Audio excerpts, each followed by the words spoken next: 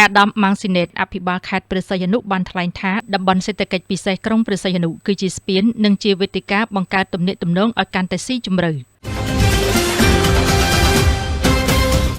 ព្រឹកថ្ងៃទី16ខែតុលាឆ្នាំ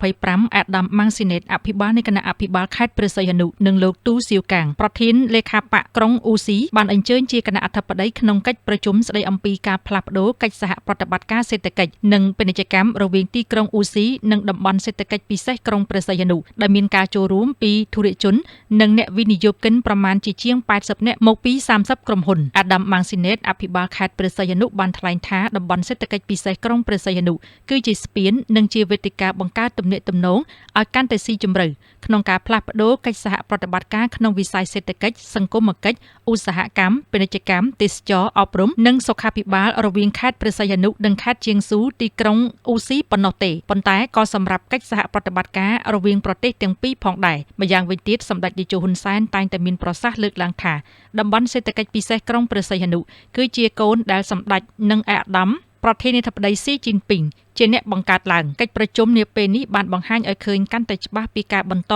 ពូនជ្រុំលើកកម្ពស់ទំនាក់ទំនងមិត្តភាពមិត្តដៃថែបនិងជាដៃគូយុទ្ធសាស្ត្រគ្រប់ជ្រុងជ្រោយនិងការកសាងសហគមន៍វាសនារួមគ្នាកម្ពុជាចិនគ្រប់រដូវកាលក្នុងយុគសម័យថ្មីដែលជាលទ្ធផលនៃភាពស៊ីចង្វាក់រវាងយុទ្ធសាស្ត្រចតុកោណនិងយុទ្ធសាស្ត្របញ្ញកោណរបស់រាជរដ្ឋាភិបាលកម្ពុជាក្រោមការដឹកនាំរបស់សម្ដេចតេជោហ៊ុនសែនអតីតនាយករដ្ឋមន្ត្រីនិងជាប្រធានព្រឹទ្ធសភា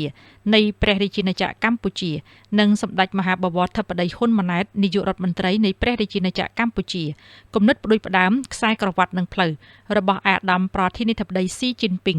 ដែលប្រទេសទាំងពីរបានបដិញ្ញាគាំទ្រគ្នាទៅវិញទៅមកយ៉ាងពេញទំហឹងក្នុងការការពារអធិបតេយ្យសន្តិសុខនិងផលប្រយោជន៍អភិវឌ្ឍរួមទាំងការផ្លាស់ប្តូររវាងប្រជាជននិងប្រជាជនកាន់តែទូលំទូលាយកិច្ចសហប្រតិបត្តិការកាន់តែជិតស្និទ្ធជាពិសេសភាគីទាំងពីរនឹងបន្តជំរុញក្របខ័ណ្ឌកិច្ចសហប្រតិបត្តិការត្បូងពេជ្រកម្ពុជាចិននិងពន្លឿនការកសាងច្រករបៀងឧស្សាហកម្មនិងបច្ចេកវិទ្យានិងច្រករបៀងមច្ឆានិងអង្គរអាដាមបានបន្តថាកិច្ចប្រជុំផ្លាស់ប្តូរកិច្ចសហប្រតិបត្តិការសេដ្ឋកិច្ចនិងពាណិជ្ជកម្មទីក្រុងអ៊ូស៊ី